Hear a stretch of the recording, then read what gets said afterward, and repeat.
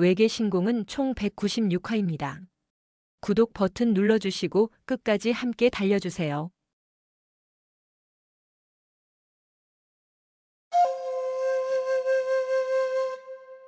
제55화 늑대 대신 여우 3. 당가 무사들이 맥없이 처맞고 쫓겨난 것으로 볼 때 평안루로 호기를 부리며 들어갔던 당무적과 당단생은 분명 된통당하고 있을 것이다. 벌떡. 이제 탕명이 나설 차례이다. 탕명이 고개를 쳐들고 어기적 평안루에 들어섰다. 객잔에 들어선 탕명이 주위를 둘러보았다. 역시 탕명이 머릿속으로 그리던 그림 그대로였다. 무릎이 꿇린 당단생과 당무적이 씩씩거리며 양호전과 전승을 노려보고 있었다. 당단생과 당무적을 살펴보니 당무적의 얼굴은 그나마 봐줄만 했지만 당단생의 얼굴은 엉망으로 망가져 있었다. 당단생이 꽤나 대들었나 보군. 그래도 양호전이 사천당가의 면을 생각해 손속에 사정을 두었군. 당소소가 탕명에게 말하길 양호전이 당단생을 막무가내로 처리하지는 않을 것이라 예상했었다. 문제는 자존심만 강한 당단생이 결코 쉽게 수그리지 않을 거라고 했다. 그러다 보면 양호전의 생각이 바뀔 수도 있고 그리 되면 당단생의 목숨이 위태로워질 것이다. 당소소가 탕명에게 부탁한 지점이 바로 이 지점이다. 탕명이 들어서자 전승이 먼저 탕명을 알아보았다. 너는 탕명이 친구라도 본 듯이 전승에게 손을 들어 보였다. 안녕. 또 만났네요.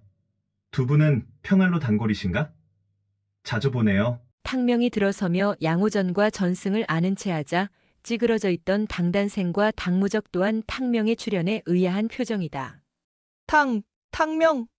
당무적이 놀란 눈으로 탕명을 쳐다보았다. 탕명이 다가오자 전승이 앞을 가로막고 섰다. 내 놈이 여긴 또 어쩐 일이지? 평안로에 술 먹으러 왔지 싸우러 왔겠소? 어이 무적, 오래간만이야. 탕명. 무적은 탕명이 주변 상황을 보고도 느긋하게 자신에게 인사를 하자 탕명의 의도를 몰라 더욱 황당해했다.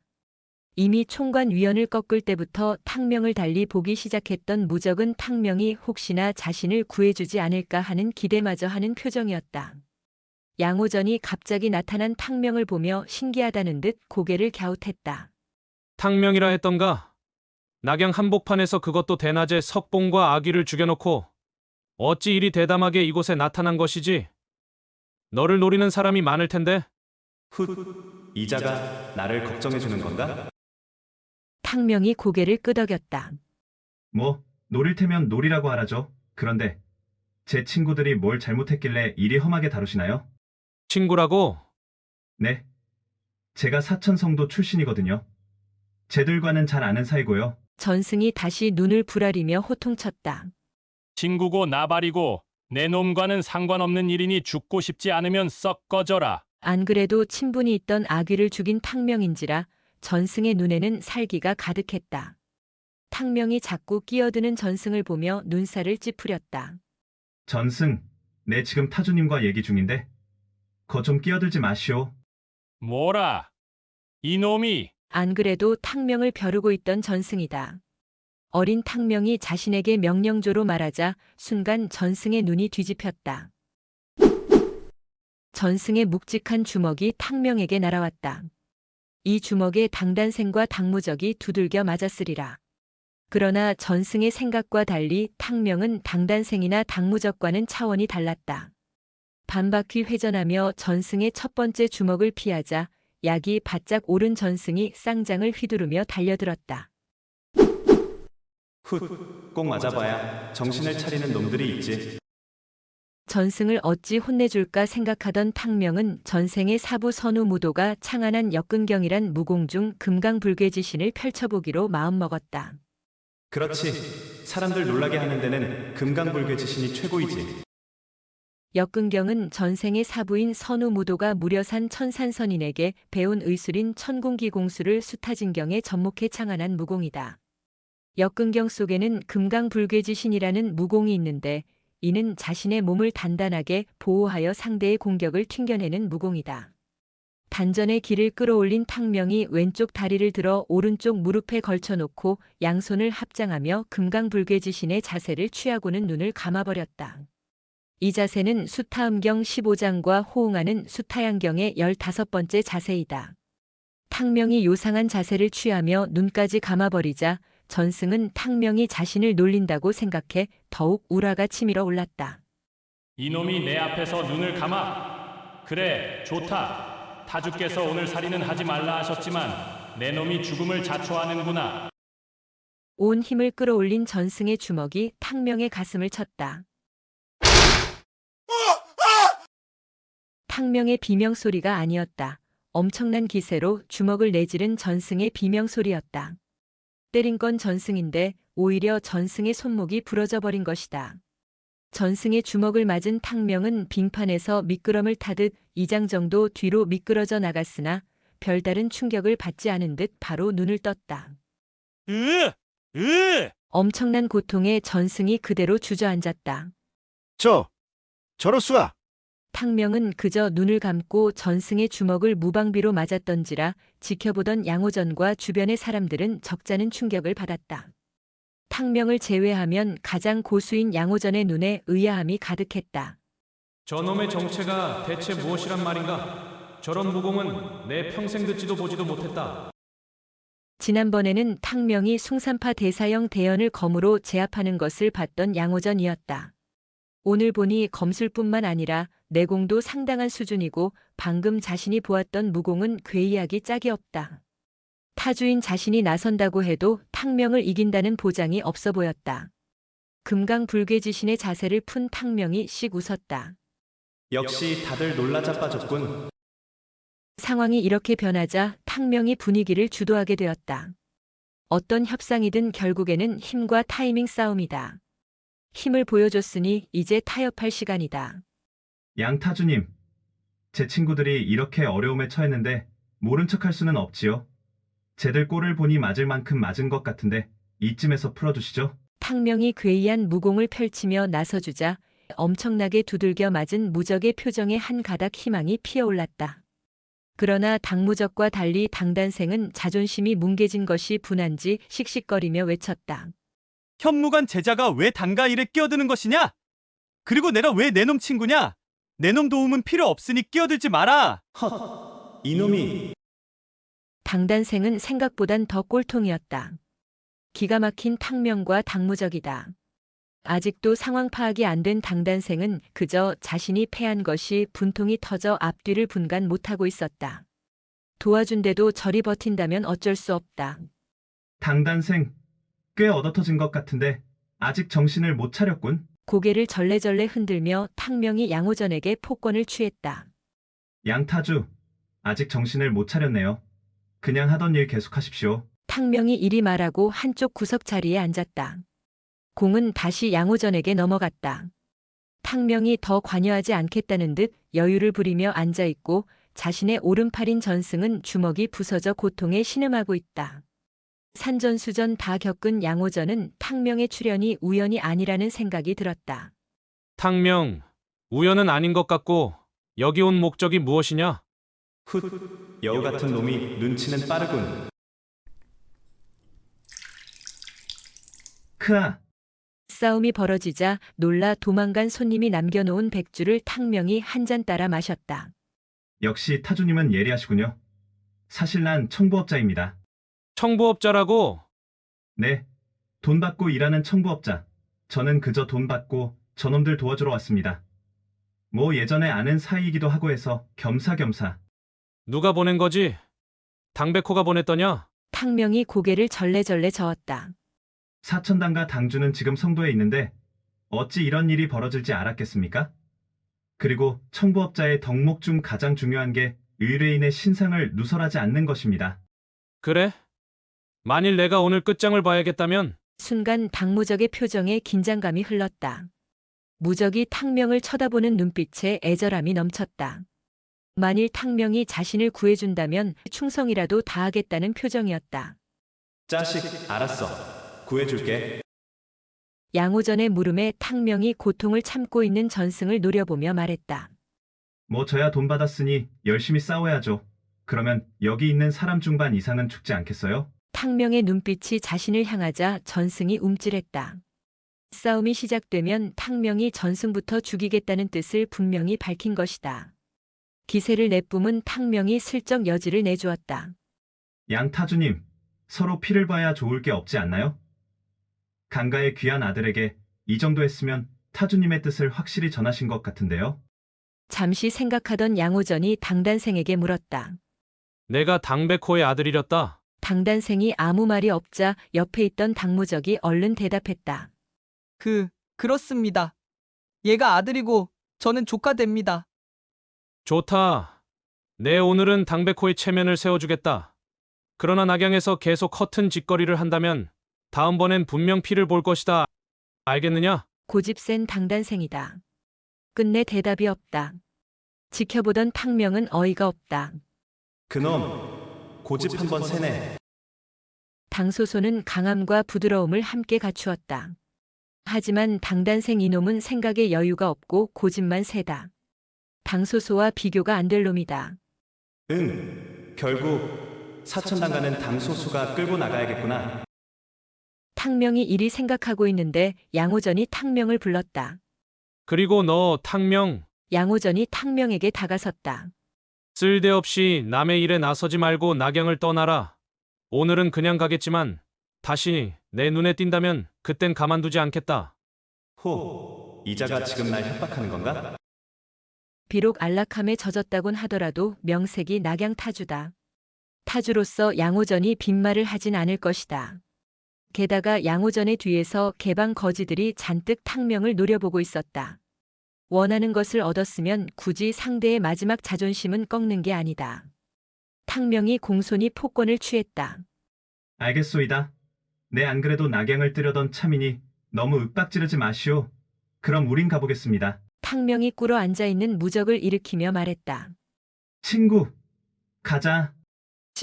친구, 탕명이 자신을 친구라 부르자 무적의 얼굴엔 감격의 빛이 역력했다. 가자. 가도 되는 거야? 그럼 타주님이 가래잖아. 무적이 눈치를 보며 일어서자 벌레 씹은 표정의 당단생도 따라 일어섰다. 깔끔히 일을 처리한 탕명이 나가려 하자 전승이 부러진 손목을 잡고 양호전에게 소곤댔다. 타주님, 저놈의 귀불을 하게 하십시오. 아무래도 저놈의 무공이 요상한 게 혹시 방준인이 찾으라는 그놈일 수 있습니다. 전승의 말에 순간 양호전의 눈빛이 번뜩였다. 양호전이 나가려는 탕명을 불러 세웠다.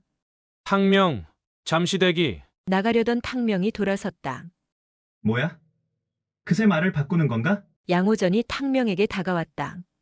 내 한 가지 확인할 것이 있다. 뭘 확인해요? 귓불을 살펴봐야겠으니 잠시 가만히 있어라. 그러더니 양호전이 다가서며 탕명의 귓불을 만지며 유심히 살펴본다. 이자가 지금 뭐 하는 거야? 양타주, 징그럽게 왜 이러시오? 탕명의 양쪽 귓불을 확인한 양호전이 고개를 저으며 혼잣말했다. 아니지. 남자가 청동 귀걸이를 할 리가 없지. 다음 화에서 계속 이어집니다. 제 56화 늑대 대신 여우사. 양호전의 혼잣말을 들은 탕명은 귓가에 천둥이 친 듯 놀랐다. 이자가 지금 청동귀걸이라고 했나? 놀란 탕명이 물었다. 양타주, 청동귀걸이가 어쨌다는 것이오? 청동귀걸이란 말은 절대 그냥 나올 수 없는 말이다. 양호전이 분명 누군가에게 들었기에 가능한 말이다. 양호전은 별일 아니라는 듯 손을 저었다. 내가 알 것 없다. 내 분명히 경고했으니 너는 당장 낙양을 떠나라. 지금 탕명에게 양호전의 경고 따위가 중요한 것이 아니다. 아니야. 이자가 분명 청동귀걸이라고 했어. 순간 탕명의 머릿속이 혼란스럽다. 개방이 지금 청동귀걸이를 한 사람을 찾고 있는 것이다. 그럼 왕사룡 그자가 정말 전생의 그 왕사룡인가? 탕명의 머리는 빠르게 회전했다. 분명 왕사룡은 개방 거지들을 죽인 흉수의 무공이 청동귀걸이의 힘을 이용한 무공이라 생각한 것이다. 그렇기에 낙양을 떠나면서 청동귀걸이를 한 자를 찾으라 지시한 것일 테고 궁금한 게 많았지만 양호전에게 대놓고 물어볼 수는 없다. 탕명이 망설이는 사이 당단생이 씩씩거리며 평안루의 문을 박차고 나가자 당무적과 당가무사들이 절뚝거리며 당단생의 뒤를 따랐다. 그래, 만일 왕사룡이 환생한 것이 사실이라면 지금 왕사룡과 부딪히는 것은 위험하다. 왕사룡이 나를 본다면 눈치를 챌 수도 있을 것이다. 일단 여기를 뜨는 게 상책이다. 탕명이 평안루 밖으로 나와 보니 당단생이 당가무사들을 점검하고 있었다. 당가무사들 10여 명 중 사지가 멀쩡한 자는 하나도 없었다. 제기라해. 당단생은 뭐가 그리 분한지 아직도 씩씩거리고 있었다. 실력이 부족해 당한 것인데 그저 분해만 하는 당단생의 모습이 어이없는 탕명이다. 야, 너는 구해준 사람한테 고맙다는 말도 안 하냐? 탕명이 누구인가? 지난해 무공시합에서 당무간의 뼈아픈 패배를 안겨준 장본인이다. 두들겨 패주고픈 탕명에게 고집 센 당단생이 고개를 숙일 리가 없었다. 돈 받았다며? 돈 받고 한 일에 감사를 해야 하냐? 뭐라? 이 자식 정말 꼴통 새끼네. 좀 더 얻어터지게 놔둘 걸 그랬나? 탕명이 어이없다는 표정으로 서 있자 당무적이 한 발 나섰다. 탕명, 구해줘서 고마워. 어라? 광안에 있을 때는 그리 못되게만 굴던 당무적이다.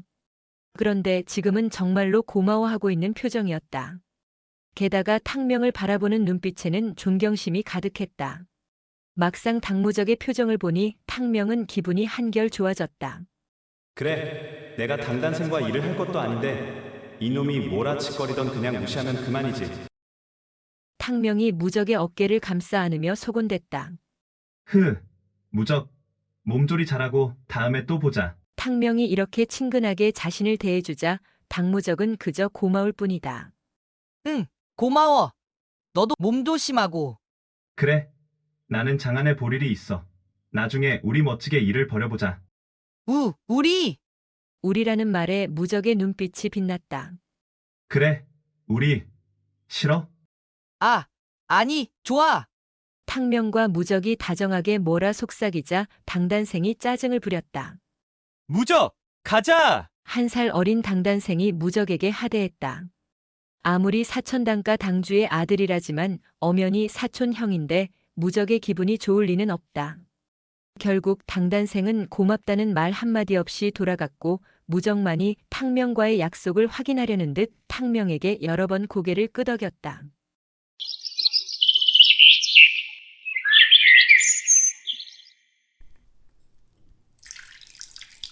당소소가 탕명에게 찬물을 따라주며 웃었다. 탕명, 고마워. 깔끔하게 일을 처리해줬네. 당소소에게 돌아온 탕명이 평안루에서 벌어졌던 일을 알려주기도 전에 당소소는 이미 탕명의 활약상을 알고 있었다. 일은 깔끔하게 처리했지만 왕사룡의 환생이 확실해져서인지 탕명의 얼굴은 그리 밝지만은 않았다. 당소소가 탕명의 안색을 살피며 물었다. 이제 어쩔 셈이지? 청부인이 청부업자에게 다음 계획을 묻고 있는 것이다. 그래, 일단 장안에서 할 일에 집중하자. 왕사룡의 일은 일단 접어두기로 한 탕명이 잠시 생각을 정리했다. 이제 할 일은 샤룡반과 곤륜파를 무너뜨리고 비단길의 상권을 장악하는 거지. 탕명이 곤륜파를 언급하자 당소소는 약간 의외라는 표정이다. 사룡방도 아니고 곤륜파까지? 탕명, 너무 나가는걸? 소림방이 그걸 할 수 있겠어? 아무리 탕명의 능력이 대단하다 해도 곤륜파의 세력을 잘 알고 있는 당소소는 탕명의 말은 현실성이 부족하다 생각되었다. 탕명도 곤륜파를 상대하기는 역부족이란 걸 잘 알고 있다. 그래서 더욱 당소소의 도움이 필요한 것이다. 소소, 내 말이 맞아? 그러니 내가 날 도와줘야지. 찻잔을 내려놓은 당소소의 표정이 진지해졌다. 좋아. 일단 성도 비단 판매권을 2배로 늘려줄게. 그리고 따로 자금을 마련해 장안으로 보내줄게. 그래, 물론 돈도 필요하지만 그보다 곤륜 5광의 무공이 강하다던데 5광에 대한 정보를 모아줘. 적을 알아야 약점을 찾을 수 있을 테니. 탕명, 무공만 강해진 게 아니고 점점 머리도 좋아지는 것 같은데? 그런가? 난 원래 좋았다고 생각하는데, 당소소는 탕명의 급격한 변화와 발전이 놀라울 뿐이다. 호, 뭐 어찌됐건 내가 동업자는 잘 고른 듯해. 기분은 좋네. 한 차례 웃은 당소소가 탕명에게 물었다. 그런데 탕명, 내가 소림궁에서 독청도인에게 무공을 배웠다지만 어찌 그리 빨리 고수가 된 것이지? 전승의 주먹을 맞았는데 어떻게 공격한 전승의 주먹이 부러질 수 있지? 나는 도대체 이해가 안 가는데? 소소, 총명한 내가 이해가 안 가는 게 있다니 재미있군. 수타진경이란 비급 속에 있는 금강불괴지신이란 무공이지. 물론 수타진경 전부를 익히지 못한 것이 아쉽긴 하지만 그럼 수타진경을 전부 익히면 청명이나 왕사룡과도 겨뤄볼 만하다는 거야? 결어? 훗. 그 정도가 아니지. 난 이길 수 있다고 확신해. 당소소의 눈이 휘둥그레졌다. 정말? 대단하네. 수타진경을 찾으면 나도 꼭 보여줘야 해. 그래. 보여줄게. 그건 그렇고 이제 당단생을 어찌할 거야? 내가 보기에 아직 철없는 애던데. 총명한 당소소도 동생 얘기에 고개를 절레절레 저었다. 한번 쓴맛을 봤다고 꼬리 내리고 바로 성도로 돌아갈 아이가 아니야. 시간이 좀 필요해. 당단생은 내가 알아서 처리할 테니 걱정하지 마. 그래. 그리고 당무적은 꼭 낙양에 남겨둬. 알았어. 그런데 무적에게 왜 그리 집착하는 거야? 뭐 미운정이랄까? 어찌됐건 지금의 내가 있게 된 동기를 제공했으니까 무적을 어찌 쓰려고? 키워야지. 키워? 그래. 키워서 일을 맡겨야지. 호. 무적이 내 계획을 알면 까무러치겠군. 무적도 내 신바라고 있을걸? 그래? 뭐 암튼 재미는 있겠네. 당소소가 또 탕명의 표정을 이리저리 살핀다. 왜? 뭐 할 말 있어? 그래. 내가 궁금한 건 못 참는 성격이라. 탕명, 왜 안 물어봐? 뭘? 제가런 소식 말이야. 난 내가 제일 먼저 그걸 물어보리라 생각했는데. 제가런 얘기에 마음이 답답했는지 탕명이 일어섰다. 방안을 한 바퀴 둘러본 탕명이 작은 한숨을 쉬었다. 휴. 제가런 소식을 들으면 뭐 하겠어. 난 그저 잘 살기를 바랄 뿐이야. 고, 예전인의 행복을 멀리서 빌어주겠다. 멋진데? 예전이는 무슨 우정이다. 이 바보야. 탕명의 속내를 알 길 없는 당소소는 한시름 놓았다는 듯 표정이 밝아졌다. 아, 소소. 나도 물어볼 게 있어. 뭔데? 공동파가 문파 깨기에 당했다던데. 너는 그놈들의 정체를 알고 있어? 아, 마이라는 놈들 얘기군. 그래. 뭐 아는 거 있어? 나도 별로 아는 건 없어. 안 그래도 그놈들이 어디서 왔는지 알아보는 중이야. 신장 쪽 말투를 쓴다는 얘기는 들었어. 신장. 신장이면 서역과 장안을 연결하는 비단길의 중간 지점이고 전생의 사부님이 수타진경을 해독했던 키질 섭굴이 있는 곳이기도 했다. 그래. 그들이 문파 깨기를 하는 방향을 분석해보면 서쪽에서 동쪽으로 이동 중임을 알 수 있어. 그러니 그들은 서쪽에서 온 것이 분명해. 별로 아는 것이 없다던 당소소는 벌써 그놈들의 발원지까지 추적 중이었다. 탕명, 그놈들의 근거지가 신장 쪽에 있다면 우리 일에도 방해가 될 수도 있어. 그럴 수도 있겠군. 그럼 다음 문파 깨기는 어디일까? 당소소가 고개를 갸웃했다. 그놈들이 간이 크다면 종남파나 화산파가 될 텐데. 아무래도 화산파에는 못 덤비지 않을까? 양도도 그놈들이 화산파에는 못 갈 것이라 얘기했었다. 그럼 종남파가 될 가능성이 크겠네?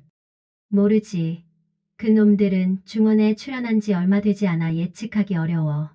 종남파면 장안에서 가까운데? 그러네. 혹시 장안에서 그놈들을 볼 수도 있겠네. 종남파라. 탕명, 그건 그렇고 양호전이 낙양을 떠나라 협박했다던데. 장안으로는 언제 돌아갈 거야? 양호전쯤은 내 안중에 없어. 하지만 뭐 말 나온 김에 지금 가야겠다. 소소, 말 한 필 빌려줘. 말 타고 가면서 생각 좀 해야겠어. 지금?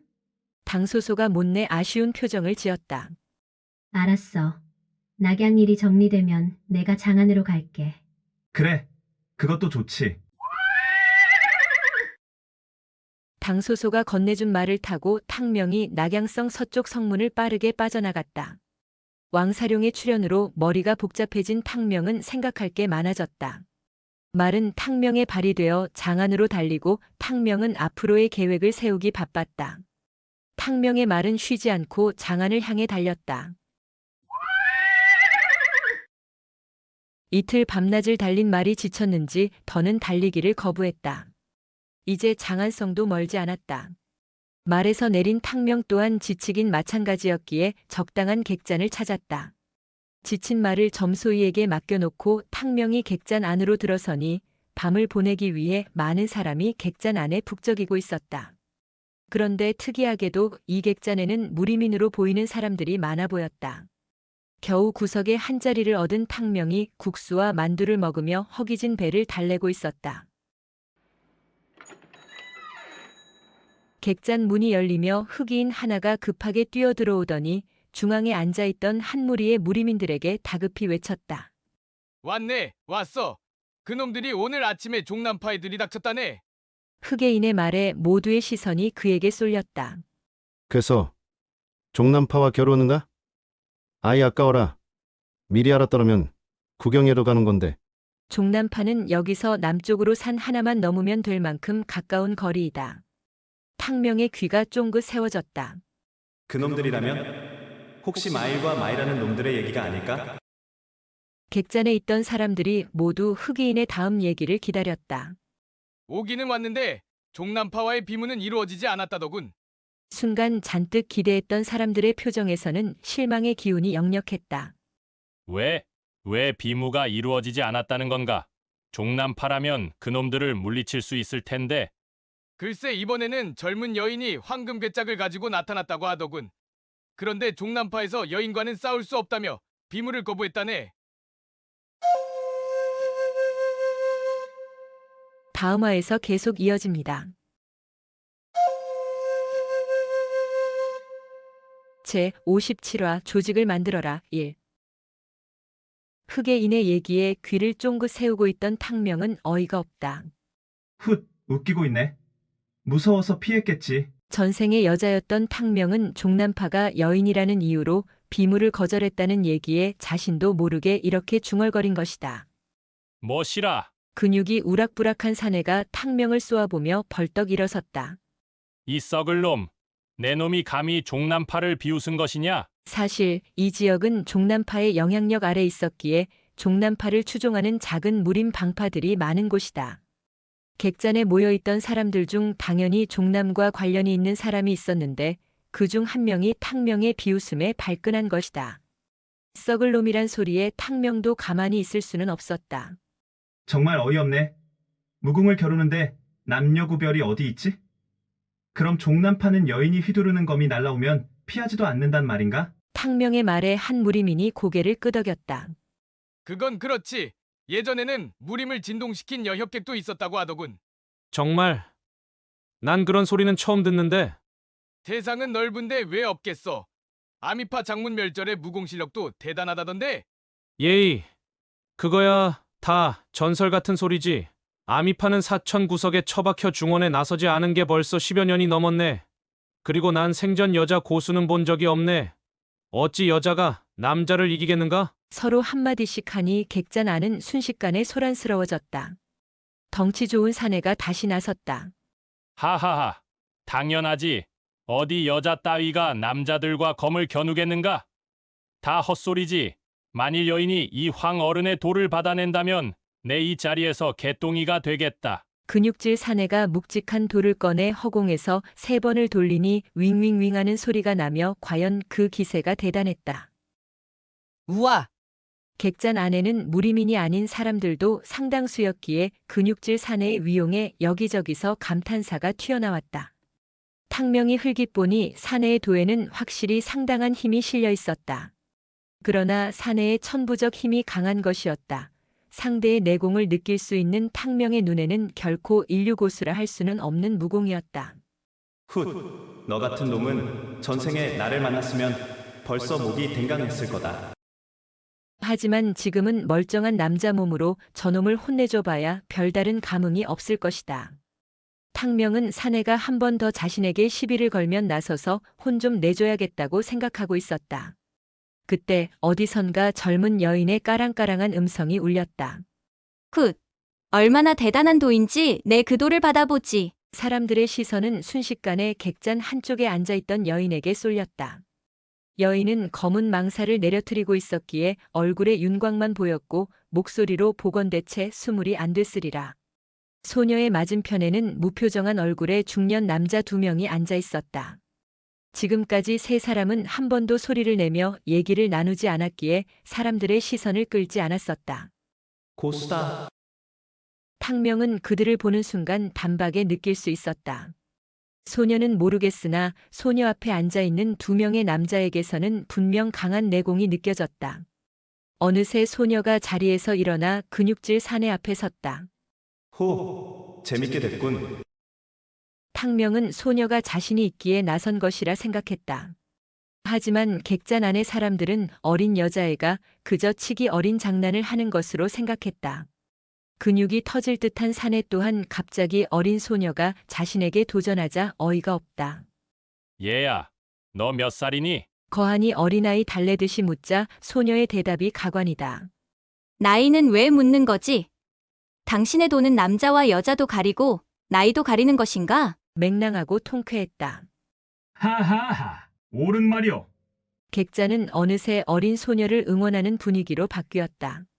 못돼도 40세는 넘어 보이는 거한의 얼굴이 붉어졌다. 한 방 먹은 거한이 화를 누르며 헛웃음을 쳤다.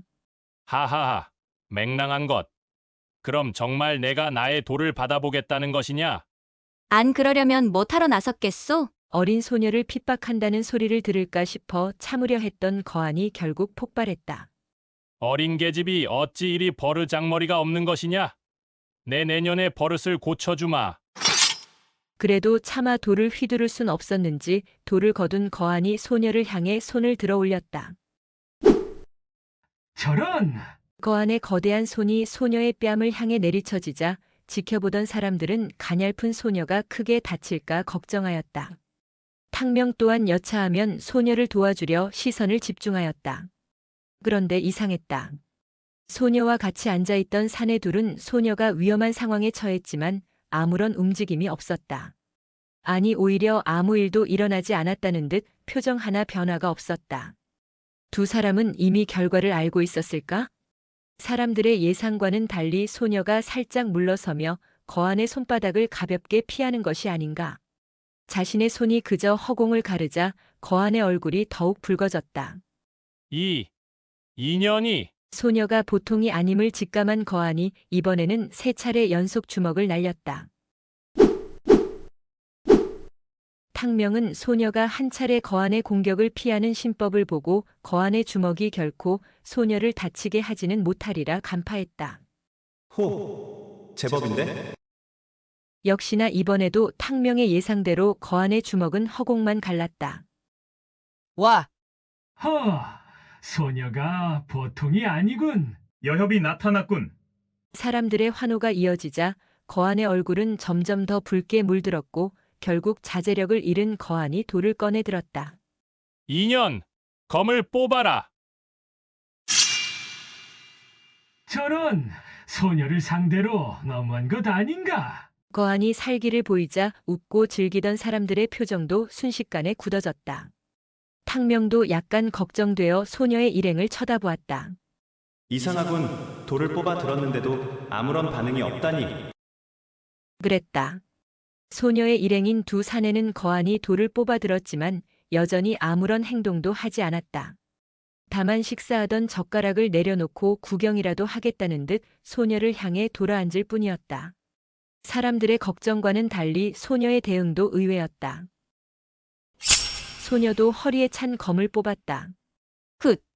진작에 그럴 것이지. 내 월화검에는 눈이 없으니 나를 원망하지 말아라. 월화검. 검의 모양이 특이했다. 중원의 검과는 달리 소녀의 검은 초승달처럼 굽어 있었다. 2 사람이 모두 검을 뽑아 들자 사람들은 2 사람이 싸울 공간을 마련해 주려는 듯이 소녀와 거한에게서 몇 걸음씩 뒤로 물러섰다.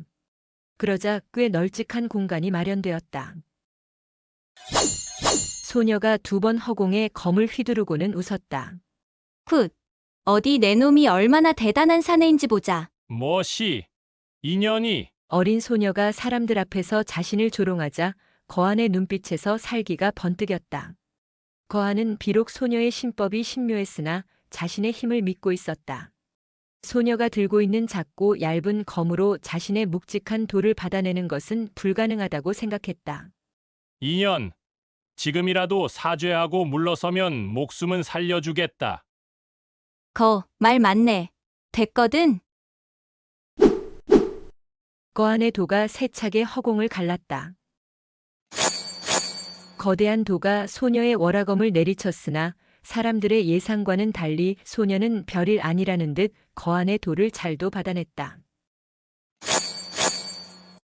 굿. 별거 아니군. 수비만 하며 서너 차례 거한의 돌을 받아낸 소녀의 검이 갑자기 공세로 바뀌었다. 하! 순식간이었다. 소녀가 검을 3번 휘두르자 어느새 거한의 얼굴에 여라는 글자가 새겨졌고 잠시 후 글자는 붉은색으로 변하였다. 저럴 수가. 소녀의 검법에 탕명의 눈이 빛났다. 빠르다. 아니 빠르기만 한 것이 아니라 정확했다. 만일 소녀가 마음만 먹었으면 거한의 목은 이미 떨어졌으리라. 놀란 거한이 멈칫하고 있는데 어디선가 휘파람 소리가 울렸다. 순간 지금까지 그저 앉아만 있던 두 사내가 자리에서 일어섰고 어느새 소녀의 앞에 섰다. 그만 가시죠. 에이, 한참 재미있었는데. 어쩔 수 없다는 듯 소녀가 월화검을 검집에 넣었다. 너, 소녀가 멍하니 서 있는 거한을 불렀다. 앞으로 또 여자가 어쩌니 저쩌니 하다가는 제명에 못 죽어. 알겠어? 아직도 어안이 벙벙한지 거한은 그저 고개만 끄덕였다. 돌아선 소녀가 탕명에게 다가오더니 살포시 웃으며 물었다. 너 이름이 뭐니? 이쁘다. 하얀 얼굴. 오똑한 코. 그런데 눈이 푸르다. 탕명은 처음 보는 푸른 눈이 마음에 들었다. 아름다운 푸른 눈을 보며 자신도 모르게 푹 빠져들었다. 너, 이름이 뭐냐니까? 소녀가 2번째 물었을 때야 정신을 차린 탕명이 대답했다. 탕명, 너는? 탕명은 소녀의 이름을 알고 싶었다. 하지만 소녀는 씩 웃기만 했다. 탕명, 다시 만나면 그때 알려줄게. 또 한 차례 휘파람이 불자 소녀와 2명의 사내는 순식간에 객잔을 빠져나갔다. 소녀는 짧지만 강렬한 인상을 남겼다. 저 소녀 누구야? 도저히 믿을 수가 없군. 난 검을 휘두르는 것도 못 봤어. 하마터면 목이 떨어질 뻔했어. 순식간에 거한을 제압하고 사라진 소녀와 사내 둘의 정체에 대해 여기저기서 갑론을박이 시작되었다. 혼이라도 빼앗긴 듯 멍하니 서 있던 거한은 이제야 정신을 차렸는지 맥없이 자리에 주저앉았다.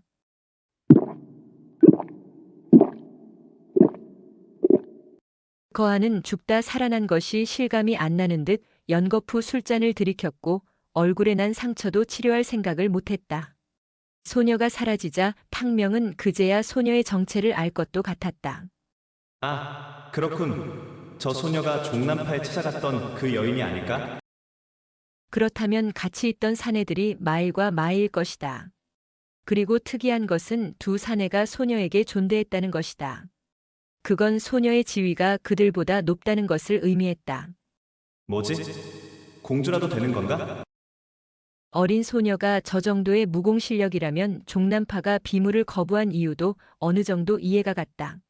소녀를 이겨봐야 본전이고 지기라도 한다면 종남파로서는 큰 재앙이 될 것이다.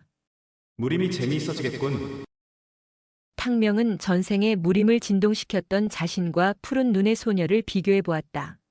전생에 홀로 중원을 종행했던 자신과 달리 푸른 눈의 소녀에게는 조직이 있다. 그것도 강한 무공을 지닌 큰 조직임이 틀림없다. 새로이 막강한 상대가 나타난 것인가?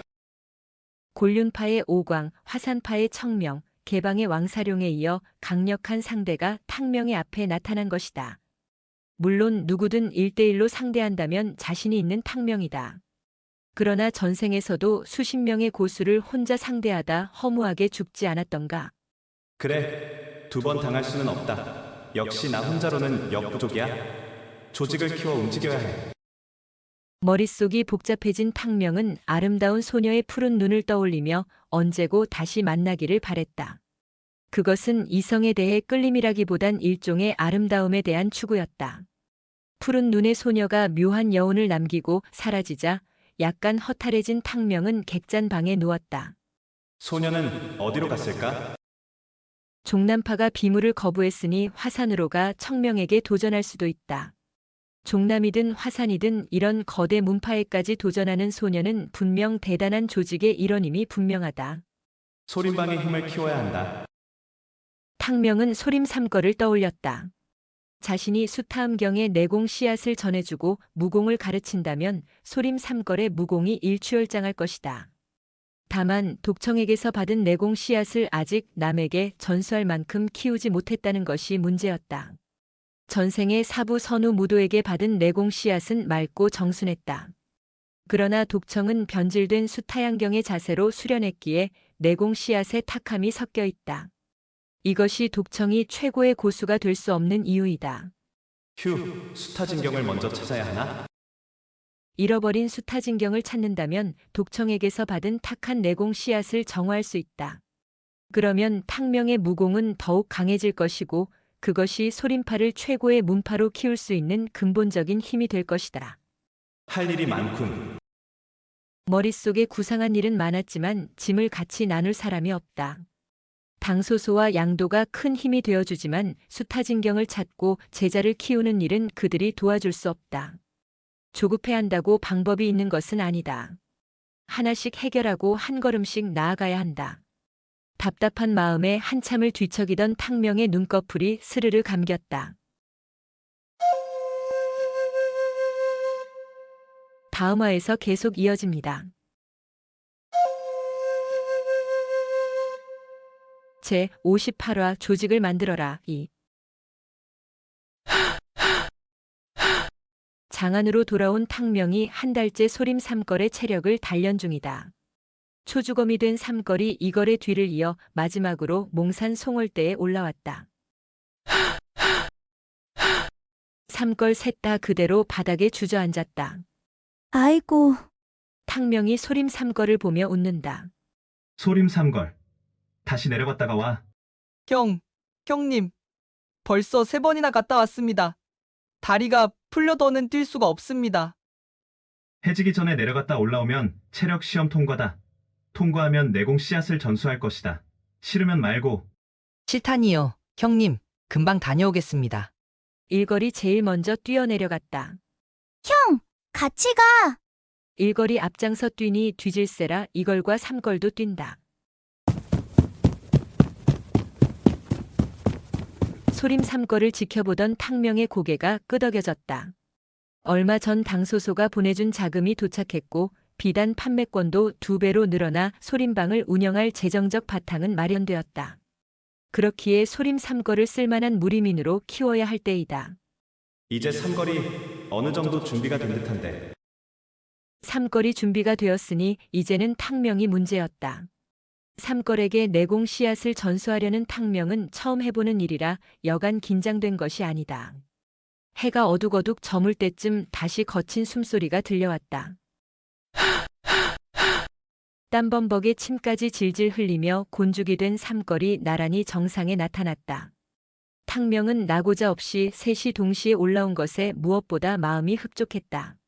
그래, 저 셋이라면 서로 밀고 당기며 훌륭히 성장해 나갈 것이다.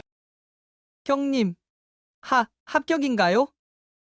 그래, 합격이다. 아싸, 합격이다.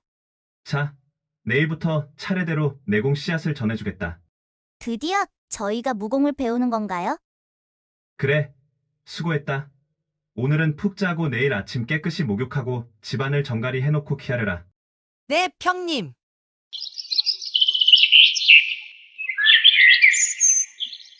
다음 날 아침, 이걸과 삼걸이 마당에 서서 초조한 기색으로 서 있다.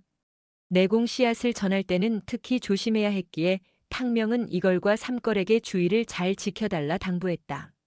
한편 작은 토담집 안의 공기는 가부좌를 틀고 앉은 탕명과 일거리 뿜어내는 열기로 후끈 달아올랐다. 탕명의 얼굴빛이 초조하다. 이미 첫 번째 시도에서 실패했기 때문이다.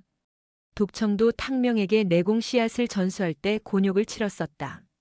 탕명도 쉬운 일은 아니리라 각오는 했었지만 역시 예상대로 어려운 일임을 실감 중이다. 이유는 전생의 사부이신 선우 무도와 비교하면 확실히 독청과 탕명의 내력은 순정하지 못했다. 이번에도 실패한다면 탕명과 일걸 두 사람 모두 큰 내상을 입을 것이다. 헛! 긴장한 탕명이 다시 한번 작은 기압과 동시에 일걸에게 수타함경의 내공 씨앗을 주입하기 시작했다. 이번에는 잘 자리를 잡아야 할 텐데. 잠시 후 탕명과 일걸의 머리에서는 하얀 김이 모락모락 피어오르고 주위에는 알 수 없는 신묘한 기운이 소용돌이쳤다. 일걸의 얼굴빛이 붉은색으로 물들었다가 다시 푸른색으로 변하기를 수차례. 이제 마지막 고비를 넘길 순간이다.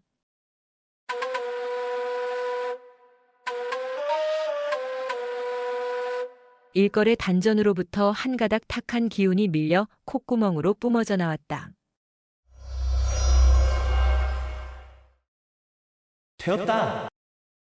탕명의 입에서 안도의 신음이 흘러나왔다. 드디어 백지장처럼 하얗게 변했던 탕명의 얼굴이 서서히 붉은 혈색을 찾아갔다. 꿈에서 깬 듯 정신이 든 일걸은 탕명의 손바닥이 떨어지자 떨리는 음성으로 탕명을 불렀다. 형님, 끝난 것입니까?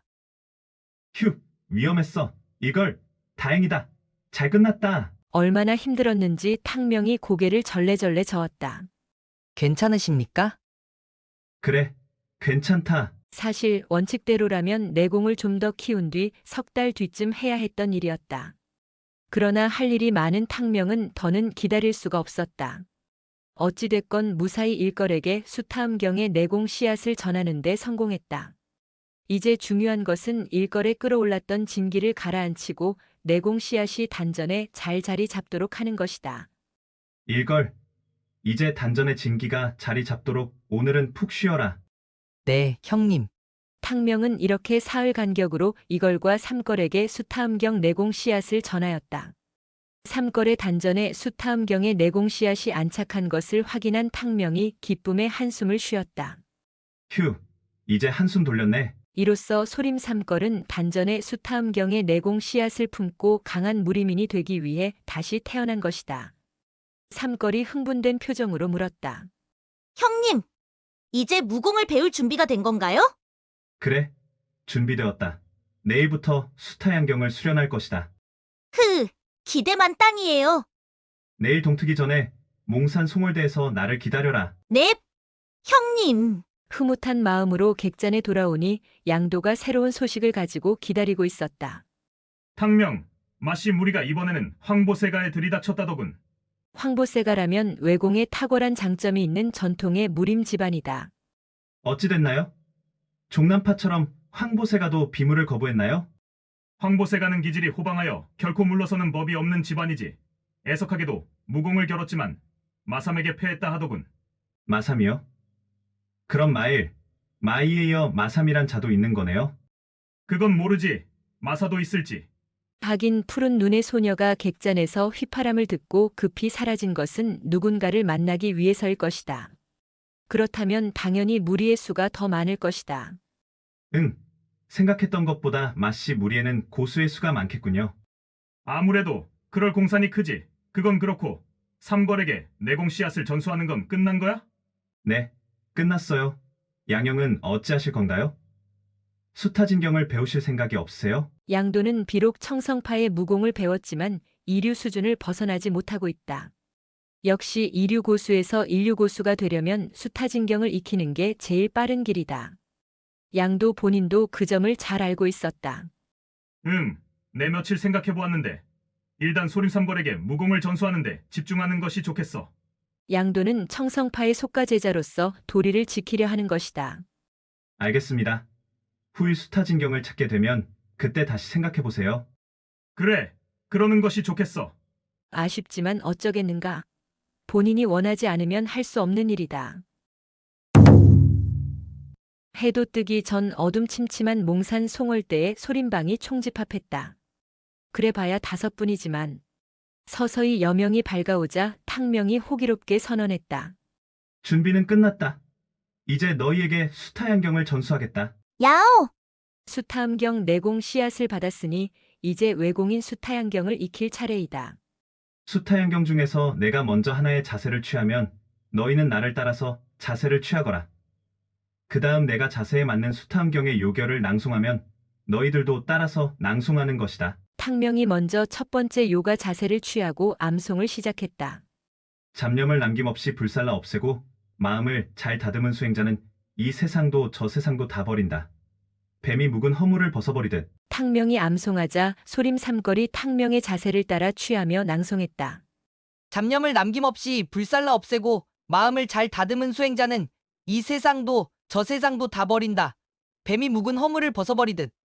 탕명이 다음 요결에 맞는 자세를 취하자 삼걸도 따라서 자세를 바꿨다. 소리에 놀라지 않는 사자처럼, 그물에 걸리지 않는 바람처럼, 지늘게 더럽히지 않는 연꽃처럼, 무소의 뿔처럼 혼자서 가라. 탕명이 이리 암송하자 삼걸도 자세를 바꾸고는 낭송했다.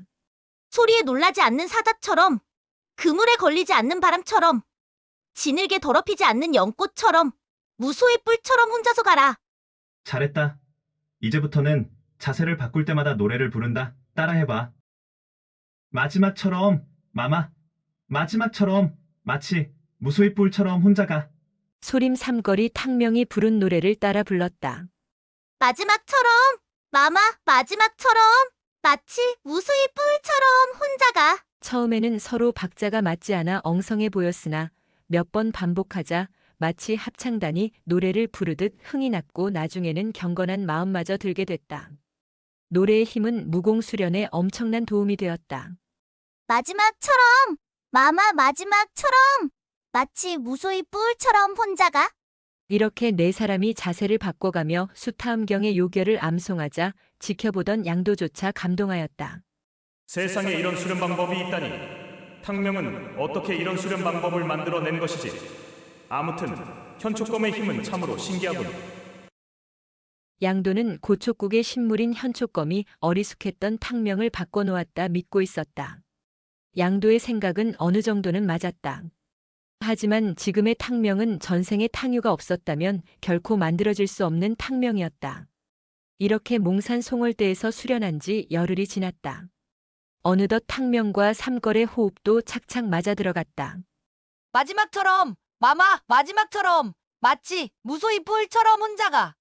후렴구를 부르며 한 차례 수련이 끝나자 열흘 만에 다시 수련하는 모습을 보러 온 양도가 탕명에게 다가왔다.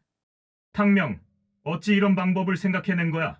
마치 무용단위 동작을 맞추며 춤을 추는 듯한데 보는 사람이 다 흥이 나네. 특히 후렴구는 중독성이 있어. 나도 저절로 따라 부르게 되는데.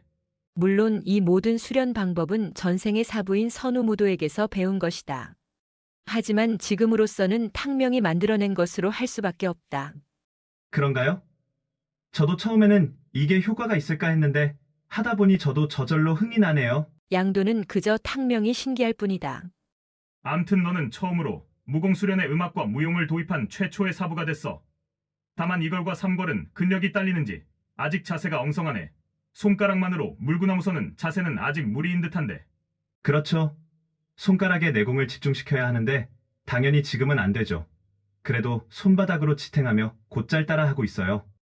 그렇군. 일걸은 거의 너와 똑같이 하고 있던데. 일걸이 수타양경을 이해하는 속도가 대단해요. 저도 깜짝 놀랐어요. 정말 다행이야. 일걸이 빨리 고수가 되어야 우리 소림방이 제대로 일을 벌이지. 저도 빨리 그리 됐으면 좋겠어요. 일걸이 땀을 훔치며 양도와 탕명에게 다가왔다. 형님, 무공수련 너무 재미있습니다. 하루하루 달라지는 것을 느낄 수 있습니다. 일걸의 표정에 환희와 기쁨이 가득하여 보이자 탕명이 일걸의 어깨를 두드렸다. 그래, 너무 자만하지 말고 무공수련은 끝이 없는 여정이니까. 네, 알겠습니다. 일걸과 달리 삼걸은 새벽부터 몽산 정상에 올라와서 그런지 벌써 녹초가 돼 있었다. 아이고, 사부님. 저희는 이렇게 매일 송월대에서 수련하는 건가요?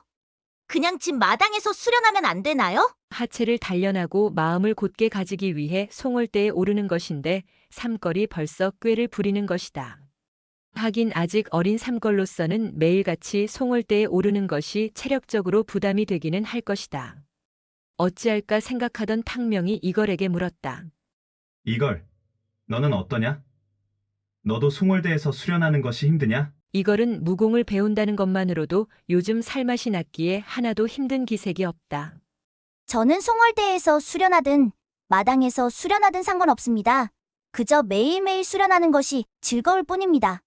이걸이 이리 말하니 말을 꺼냈던 삼걸만 난처하게 됐다.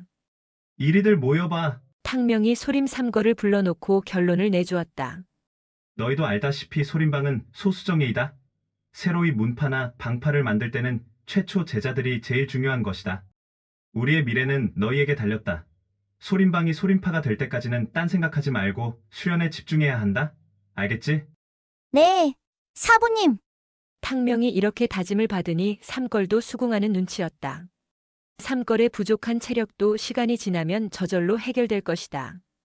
지켜보던 양도가 삼걸의 어깨를 두드려주며 격려해 주었다. 하산하자. 오늘은 내가 한 잔 살게. 큰형님, 저희는 술 못 먹는데요? 오늘 내가 너희에게 술을 가르쳐주마. 다음 화에서 계속 이어집니다.